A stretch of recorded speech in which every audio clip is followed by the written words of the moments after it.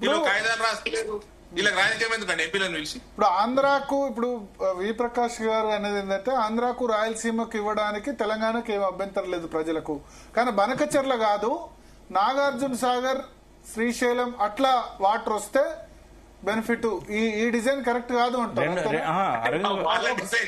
మీకెందుకు సార్ వాళ్ళ డిజైన్, మీకెందుకు మీ డిజైన్ మీరు కానీ రాదు అంటే ఒక నిమిషం ప్రకాష్ గారు ఎక్స్ప్లెయిన్ చేస్తారు. ఇప్పుడు ఇది బొల్లేపల్లి రిజర్వాయర్ అనేది ఏదైతున్నదో 7 లిఫ్టులు కావాలి, తర్వాత అది 150 టీఎంసీల రిజర్వాయర్. మనకేందంటే ఈ ప్రకాశం బ్యారేజ్ లో పడ్డ నీళ్లను ఒక్క లిఫ్ట్ పెడితే టేల్ పాండ్ లో పడతాయి.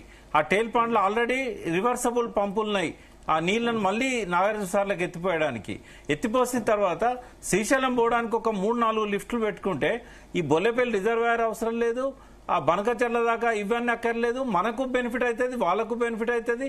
80,000 కోట్ల ప్రాజెక్టు 30-40,000 కోట్లలో అయిపోతుంది. మీరు దీని మీద కొంచెం మనసు పెట్టండి అరవింద్, ఎందుకంటే మోడీ గారి దగ్గర కనుక 2 రాష్ట్రాలకు బెనిఫిట్ అవుతుంది, నదుల అనుసంధానం ఎప్పుడు కూడా 2 రాష్ట్రాలకు బెనిఫిట్ అయ్యేటట్టుంటే ఇద్దరికి లాభం. కాబట్టి 2 రాష్ట్రాలు కూడా ఖర్చు భరిస్తాయి ఒకవేళ కేంద్రం ఇవ్వకపోతే. కాబట్టి ఇది వైబుల్ ఆల్టర్నేటివ్. దాన్ని మీరు అయ్యేటట్టు చేస్తే తెలంగాణకు కూడా నల్గొండ మహబూబ్నగర్ జిల్లాలకు ఇబ్బంది ఉండదు. బనకచెర్లకు డైరెక్ట్ శ్రీశైలంలో నుంచి వెనక పోతిరెడ్డిపాడు ద్వారా ఈజీగా పోతాయి. పోతిరెడ్డిపాడు మీద బరువు పడది, మళ్ళీ కృష్ణా నీళ్ళని డైవర్ట్ చేసుకునే పరిస్థితి ఉండదు. కాబట్టి గోదావరి నీళ్ళని పోతిరెడ్డిపాడు ద్వారా బనకచెర్లకు పంపించడం వల్ల 2 రాష్ట్రాలు కూడా లాభపడతాయి, వాళ్ళకు పెట్టుబడి కూడా తగ్గుతుంది. అరవింద్ గారు మన సలహాలు మనం ఇవ్వచ్చు, మన ప్రభుత్వానికి ఇద్దాం, రేవంత్ రెడ్డికి ఇద్దాము, ఆయన పోయి కన్విన్స్ చేసుకునే బాధ్యత ఆయనది. సిడబ్ల్యూసీని పక్క రాష్ట్రంతో నెగోషియేట్ చేసుకునే బాధ్యత ఆయనది.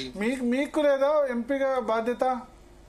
అరే సార్ మమ్మల్ని ఎంపీలుగా sir end of the day it has to go through proper process.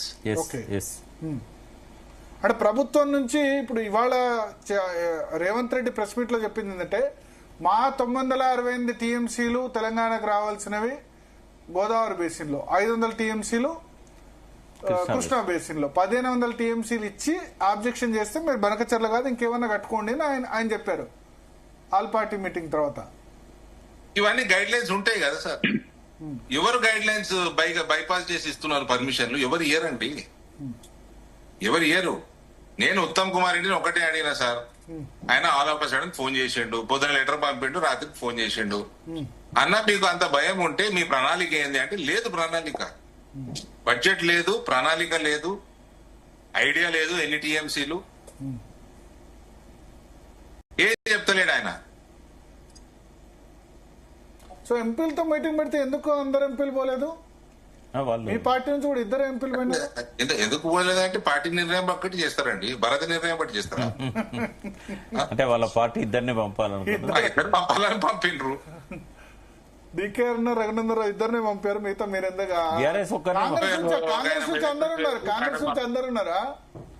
Congress నుంచి ఎంపీలు అందరు ఉన్నారు, వాళ్ళు పెట్టుకున్న మీటింగ్ కదా ఉన్నా, మాట్లాడడానికి ఎవరికి అవకాశం వచ్చిందాడ. సో ఒకటి ఇప్పుడు ఇక్కడ ఇప్పుడు కాళేశ్వరం ప్రాజెక్ట్ సంబంధించి మొన్నటి వరకు కాంట్రవర్సీ మనం చూసాం. కాళేశ్వరం సంబంధించి కమిషన్ అయిపోయింది, అది అయిపోయింది. ఇప్పుడు నెక్స్ట్ బనకచెర్ల ఇష్యూ వచ్చింది. ఇప్పుడు ఆంధ్రప్రదేశ్ తెలంగాణ గొడవ జరగకుండా, ఎందుకంటే అప్పుడు జగన్ కేసీఆర్ ఇద్దరు కలిస్తే అప్పుడు కాంగ్రెస్ కాంట్రవర్సీ చేసింది, అక్కడ టీడీపీ చేసింది. ఓకే, ఇప్పుడు రేవంత్ రెడ్డి చంద్రబాబు మాట్లాడితే ఇటు బీఆర్ఎస్ చేస్తుంది.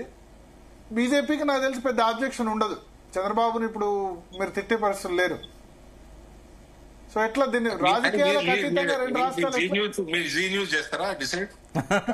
మరి మీరు ఎవరు నోరెత్తట్లేదు కదా. వాళ్ళు బీఆర్ఎస్ రోజు హరీష్ రావు మాట్లాడుతున్నారు, ప్రెసిడెంట్ బీజేపీ వాళ్ళు ఎవరు మాట్లాడలేదు బనకచెర్లకు వ్యతిరేకంగా. ఇవాళ రఘునందన్ గారు అక్కడ రిప్రజెంట్ చేశారు. మేము బనకచెర్లకు వ్యతిరేకంగా, దానికి వ్యతిరేకంగా మనం ఏం చేసుకుందాం మనం చెప్దాం, పాజిటివ్ మాట్లాడుకోండి. ఇప్పుడు వి ప్రకాష్ గారు అన్న ఒక సలహా ఇచ్చిండు, అది కరెక్టా కాదా అదో డిస్కషన్ అయితే తెలుస్తుంది. టెక్నికల్ పీపుల్ దగ్గర కూర్చుంటే తెలుస్తుంది. ఆయన నువ్వు కట్టవు, ఆయన కట్టుకోవద్దు అంటావు, నీళ్ళు సముద్రంలో పోనీ అంటున్నావు నువ్వు. అది కాదు కదా పద్ధతి. కూర్చోండి, ఆ ప్రభుత్వంతో కూర్చోండి, సిడబ్ల్యూతో కూర్చోండి, మీటింగ్లు పెట్టించుకోండి, రిక్వెస్ట్లు పంపించుకోండి, అది లేదు చిత్తం. ఎంతసేపు రాజకీయం రాజకీయం రాజకీయం. ఇంతసేపు 2 గంటలు సోది పెట్టిండు, అలా రాజకీయం తప్ప ఏం లేదు. అంటే ఇప్పుడు దానిలో అంతకుముందు కేసీఆర్ మాట్లాడిన వీడియోలు ప్రదర్శించారు. రాయలసీమను సస్యశ్యామలం చేస్తామని రోజా పక్క నుండి కేసీఆర్ మాట్లాడిన వీడియోను ఆల్ పార్టీ మీటింగ్ తర్వాత ప్రెస్ మీట్ లో అంటే తెలంగాణను ఎండబెట్టి చేస్తానులే కదా, తెలంగాణ మీదకెళ్ళి నీళ్ళని తీసుకెళ్ళండి, మేం బెనిఫిట్ అవుతాం, మీరు రాయలసీమ సస్యశ్యామలం అయిద్దని చెప్పాడు. ఆయన ఇచ్చిన మీరు ఏ ప్రతిపాదన చూడండి, 2 రాష్ట్రాలకు ఉపయోగపడేటట్టుగా గోదావరి నీళ్లను మనం ఉపయోగించుకుందాం. ఎందుకంటే ఇప్పుడు కావేరీ గోదావరి కావేరీ ఒక నిమిషం అరవింద్ గారు, ఇప్పుడు గోదావరి కావేరీ లింక్ ప్రాజెక్ట్ ఉంది కదా, మోడీ గారు ఏం డిజైన్ చేశారు, తెలంగాణకు బెనిఫిట్ కావాలి, ఆంధ్రకు బెనిఫిట్ కావాలి, కావేరీకి పోవాలి నీళ్ళని. మరి ఆ ఔదార్యాన్ని మనం చంద్రబాబు నాయుడులో చూడట్లేదు. రేవంత్ రెడ్డి గారికి ఆయనకున్న మంచి సంబంధాల వల్ల ఇద్దరికి బెనిఫిట్ అయ్యే విధంగా అది కేసీఆర్ డిజైన్ చేయలే కదా, ఓ ప్రతిపాదన పెట్టిండు, వాళ్ళు డిజైన్ చేసుకొని అండి. ఇప్పుడు అది పేరు ఎవరికి వస్తుంది, రేవంత్ రెడ్డికి వస్తుంది. ఓకే అరవింద్ గారు, ఈ ప్రపోజల్ ఓకేనా? ఈ ప్రకాష్ గారు అంటే వారు అన్నారు ఎగ్జామిన్ చేయాలి. There is a procedure sir, go and negotiate, go have meetings, process చేసుకోండి. You are been elected to do that. Debate వేరు, ఇప్పుడు రేవంత్ రెడ్డి ఎందుకు రెస్పాండ్ కావాల్సి వస్తుందంటే చంద్రబాబు రేవంత్ రెడ్డి ఒకటి అని బీఆర్ఎస్ ప్రొజెక్ట్ చేస్తుంది, దాంతో ఖచ్చితంగా రెస్పాండ్ కావాలి. చంద్రబాబు రేవంత్ రెడ్డి ఒకటని బీఆర్ఎస్ చెప్పాల్సిన అవసరం లేదు, నేను మీరు చెప్పాల్సిన అవసరం లేదు, రేవంత్ చెప్పుకుంటాడు.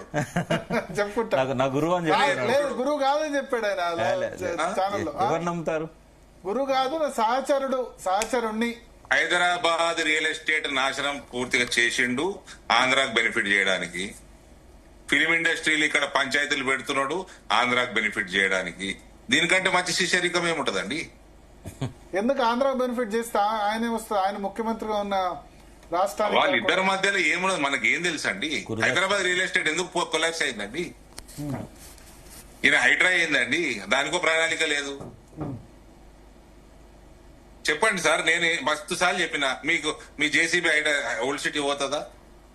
ఆడ చేసుకున్నాడయ్యా, గుజరాత్ లో చేసుకున్నారు, మీరు పంపించుకున్నారు, మంత్రుల బృందాన్ని పంపించుకున్నారు.